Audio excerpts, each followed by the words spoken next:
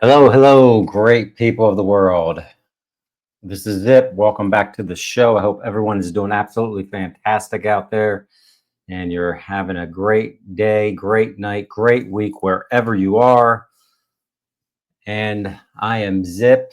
And again, thank you to all the subscribers, all the comments out there as we just talk about crypto here and our journey through it and just keeping our mindset positive and giving you a macro view of where we're going. And tonight we're going to talk about that macro view. We're actually going to talk about a new Ripple expansion. We're going to also talk about the SEC case and some possible timeline of when that case could be over. We'll talk about Fed Reserve opinions and how they're changing to the benefit of us for crypto holders.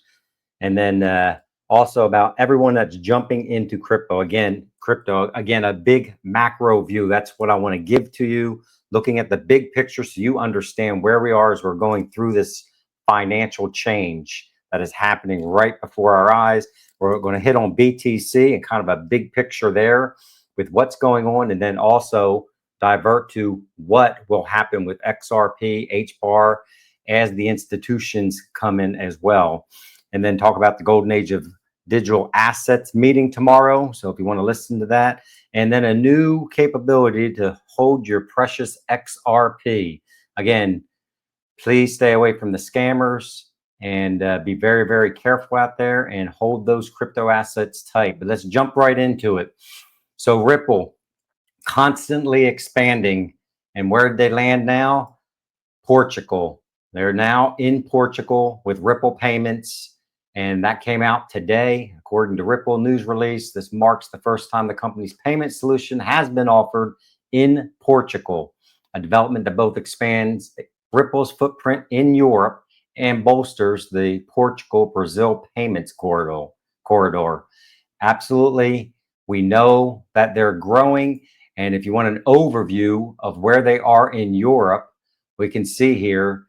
And remember, a lot of this is because of they were forced overseas, or maybe strategically they started overseas and they knew what was going to come. I don't know, but they're based all over the Eurozone and the Americas with Brazil and another country added again. We see it right here, Portugal. Here's the payments, real-time settlement channels, and what they offer there. And this is going to be coming out very shortly. I believe once the SEC case drops, which we're going to talk about here in a second, we are going to see a lot of banks and things going on in America. Up to this point, they've been held back. We haven't had the regulatory clarity. We know that's coming. That's what we've been talking about. And again, macro picture, big picture, XRP and all of these cryptos are going to start to be able to be embraced. And we're going to see that tonight. So hang on.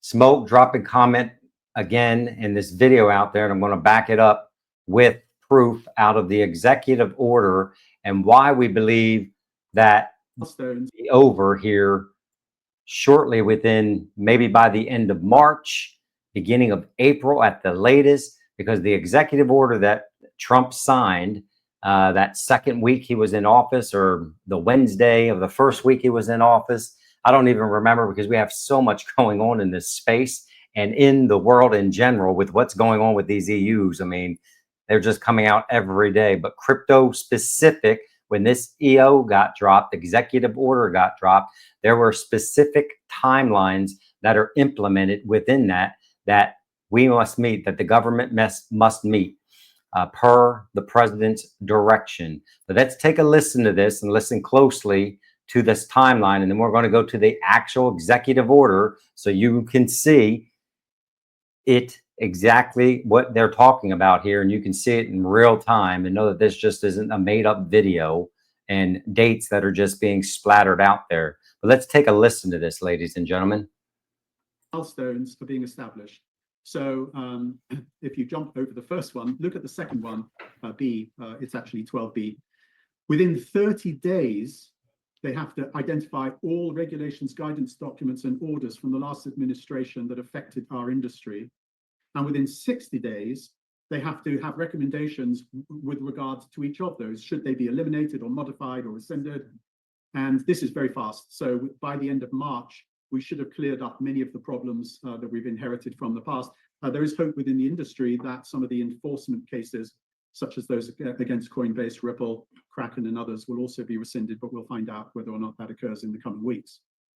And then C, within 180 days, they have to have proposals on fundamental pieces of legislation, which probably include the market structure bill, the stable coin bill, and so on. And then the working group has to go on to issue regulatory frameworks very specifically. So if you So again, ladies and gentlemen, we can go right out to the White House site and look at exactly what was in that executive order. Within 30 days, that working group, to include the Securities and Exchange Commission and other relevant agencies, the heads of which are included in the working group, shall identify regulations, guidance documents, orders, or other items that affect the digital asset sector. Within 60 days of the date of this order, each agency shall submit to the chair recommendations with respect to whether each identified regulation, guidance document, or order and other items should be rescinded or modified.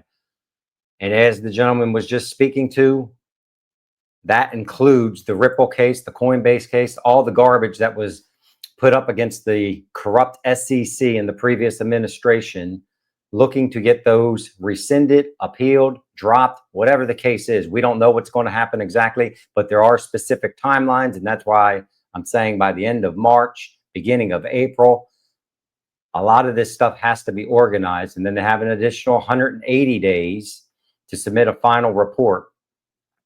But anything can happen. We're here to hang on and just keep that in mind as all these key dates are coming out. We know too, March 10th. Yep. FedNow is coming out. FedWire is coming out. All banks ISO 222 compliant.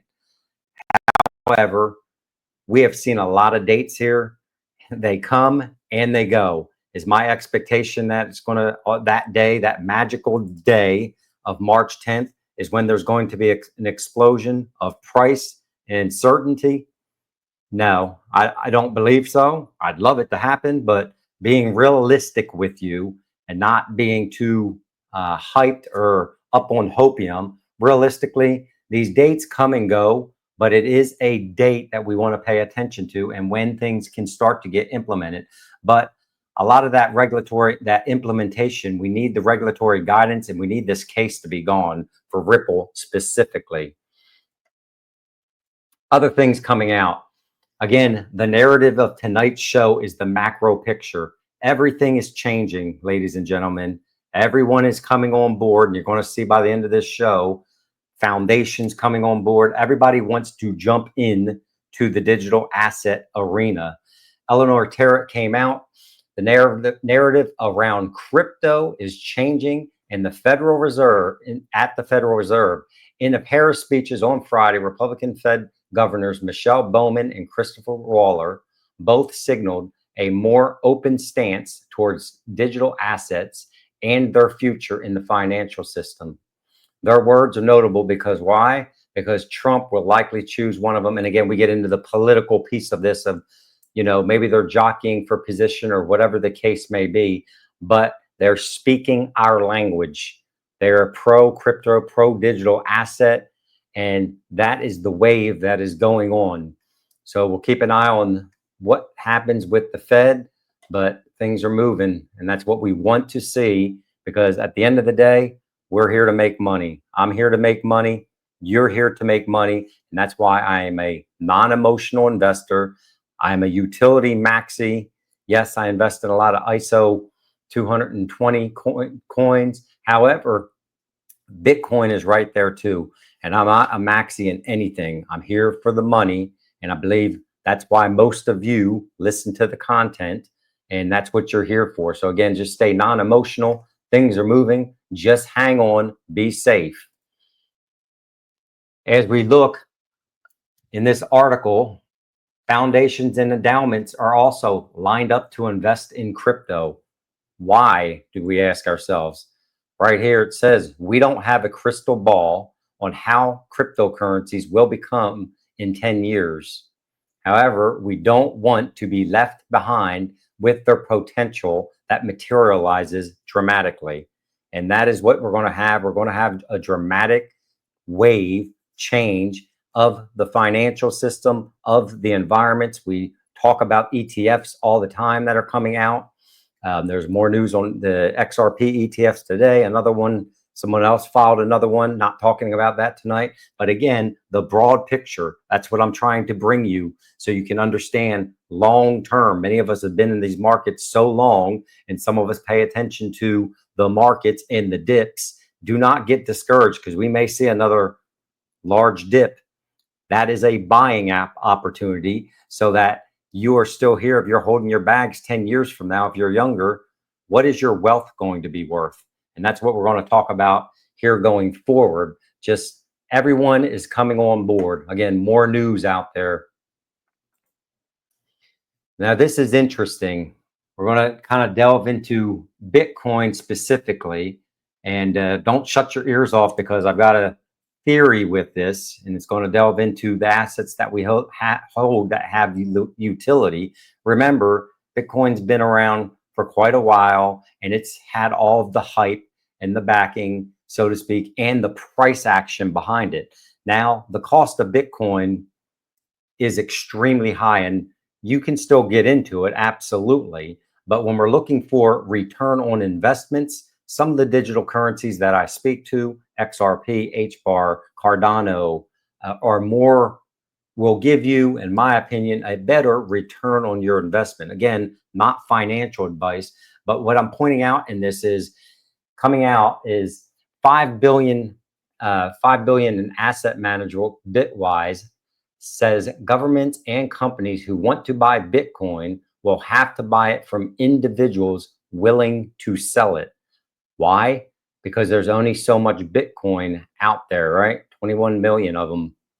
So the quantity, the amount of Bitcoin that is getting scooped up by the institutions, we showed you a few videos ago, the ETF purchases that are coming in, the onboarding of the institutions that are going on. That same exact thing is going to happen with XRP, with HBAR. They are going to come in and they are going to start to swoop it up. And that's why I don't pay attention to the markets, because every time we have a market dip, we can look and we see that the whales are coming in and buying all of the XRP right back up. So understand what you own and understand that macro picture because of where we're going.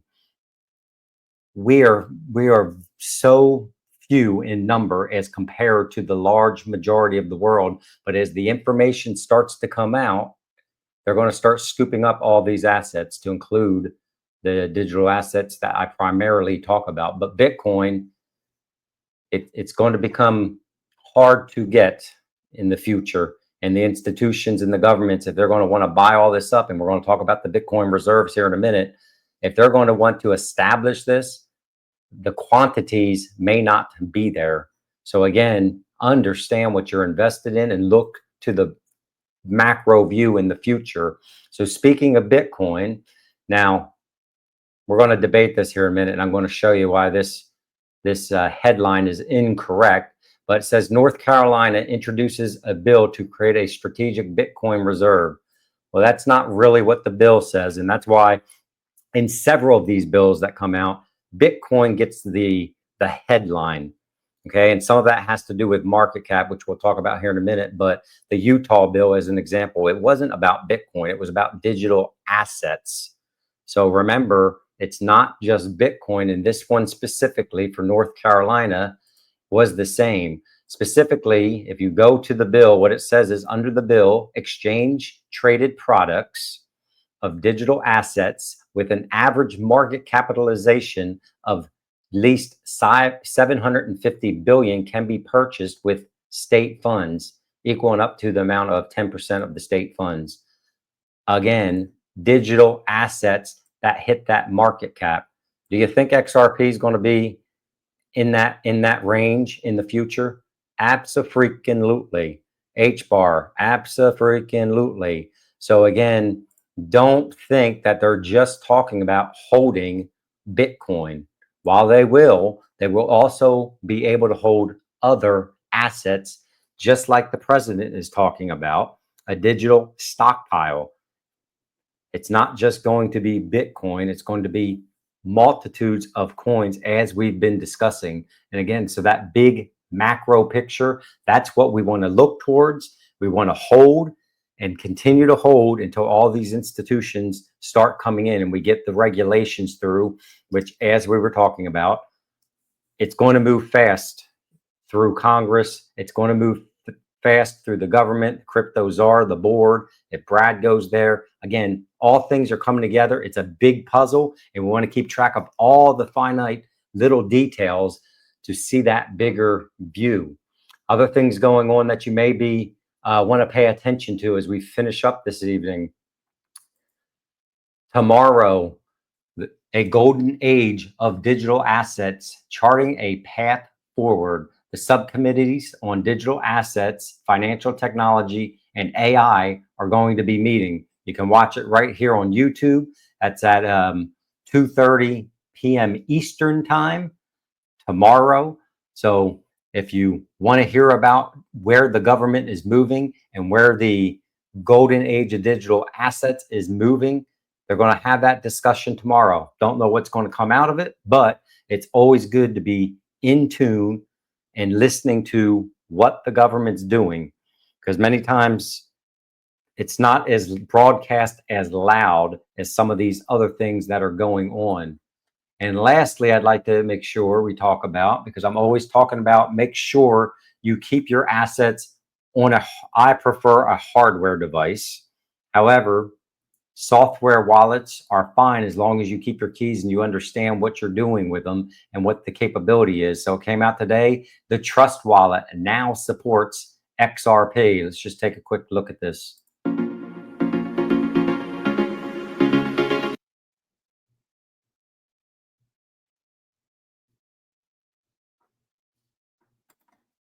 Or maybe not.